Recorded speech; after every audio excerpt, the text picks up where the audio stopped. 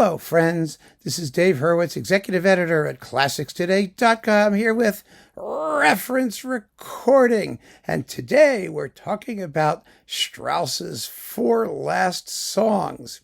Now, this is, as I've said a million times, actually, in pursuing this series, one of the cool things about it is that it's about the discographic history of the work in question, and each one has its own sort of take on the idea of a reference recording. That is, a version which is the one to which all others are usually compared, either because it has certain extraordinary qualities that make it, the one we need to compare it to, the most talked about, or alternately, the one that just represents the piece in an ideal kind of way, so it makes a useful subject for comparison, even if it's not necessarily the best version out there.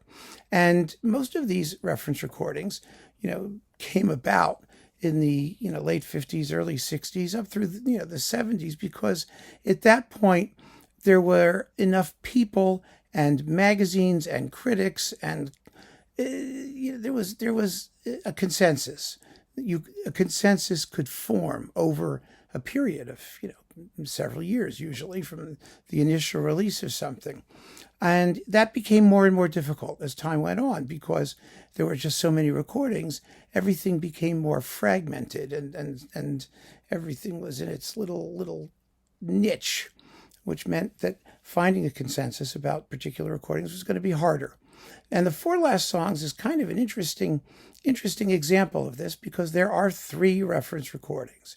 I mean, there's just no way around it. There are three. There have always been three.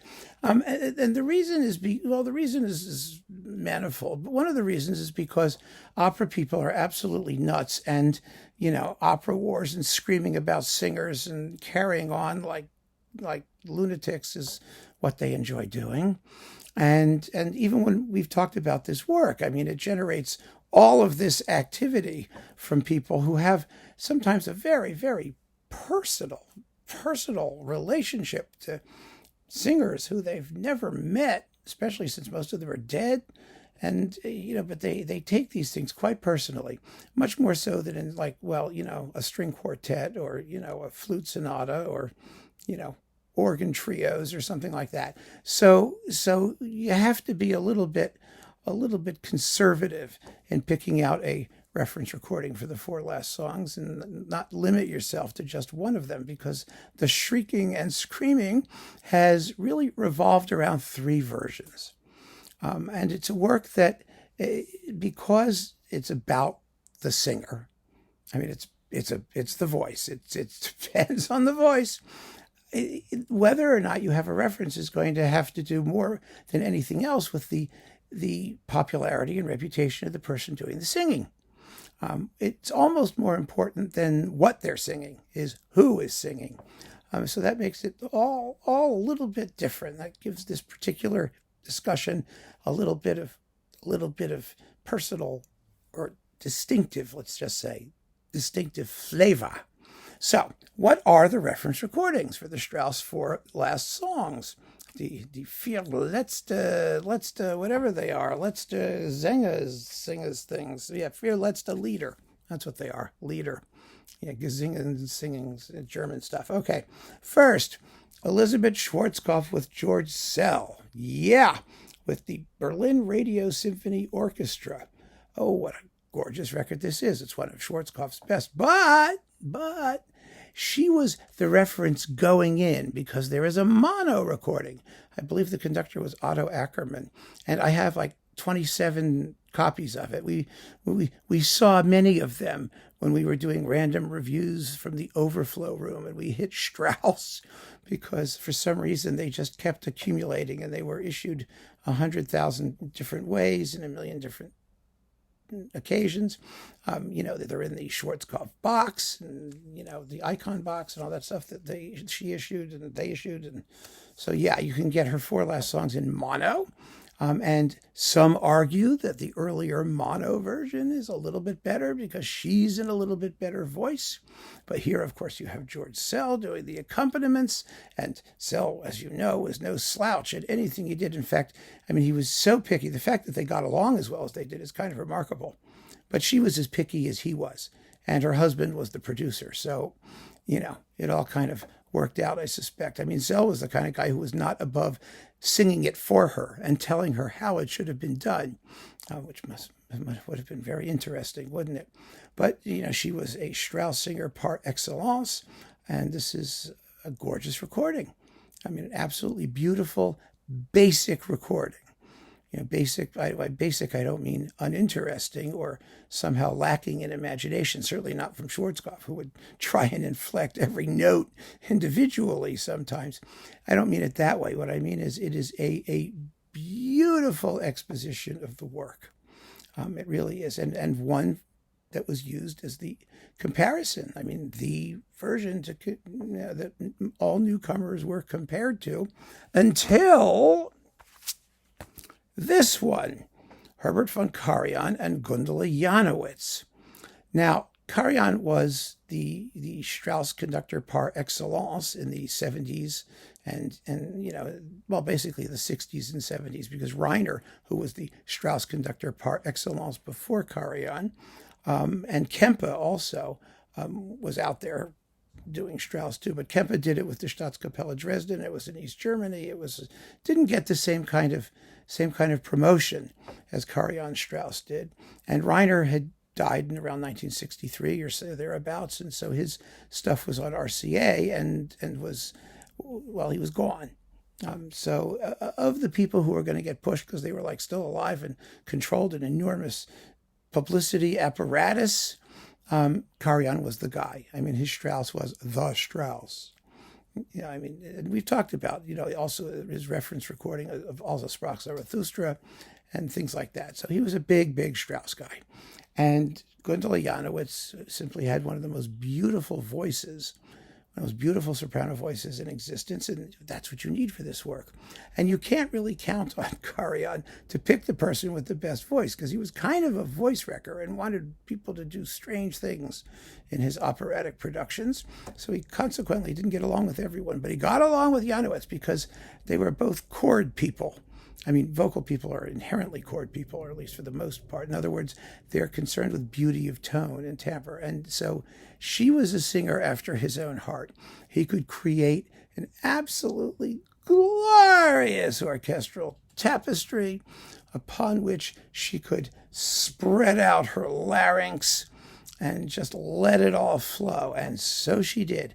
And it's absolutely gorgeous. Of course, all of these performances are gorgeous, because the work is gorgeous. But yeah, this is really, really, really, really great. The only real competition to Janowitz and Karajan was Kiri te Kanawa and Andrew Davis. Remember, on Sony? Because for a while, Kiri te Kanawa was absolutely your singer of the century. I mean, everything she did was a big deal and big news. And that recording of the Four Last Songs, which she also remade, by the way, not as well, was a huge seller for Sony. But it wasn't the reference that this one was. It didn't quite replace that. And for that, we had to wait until Jessye Norman. Yeah, Jessye Norman with Kurt Masur. Now, Jessye Norman also did another version of these things, which was not nearly as good as this one. This was an extraordinary record. Everybody agrees it's an extraordinary record. It's one of the greatest things she ever did, for sure. It is remarkable for its extremely slow tempos. It's not a typical Four Last Song performance, let's put it that way. I mean, Masur and Norman just sat down evidently and said, okay, we're gonna take this to the limit. And that's exactly what they do. And they pull it off. I mean, her voice in these songs, is so rich and so beautiful, and her breath control so awesome. It boggles the mind. I mean, simply as an example of vocal opulence at its most extreme, this is the record. This is the reference recording for vocal opulence at its most extreme. It is unbelievable. And when it came out, everybody just was like aghast at how beautiful it was, how remarkable it was. So in some ways, it is the antithesis of this one, because this one was a much more, shall we say, typical general performance in terms of tempo and whatnot than this one. This one is a reference recording due to its extraordinary personalization of the interpretation, but one which was so compelling and so remarkable that it simply set the whole Strauss / opera / vocal world abuzz.